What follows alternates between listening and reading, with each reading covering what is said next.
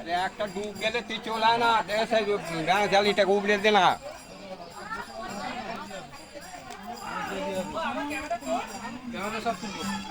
Camera তুলবি নাকি? হুম হুম হুম।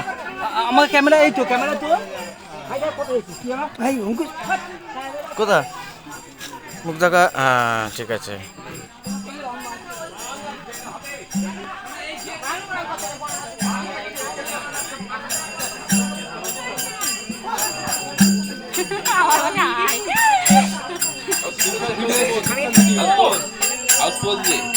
High করে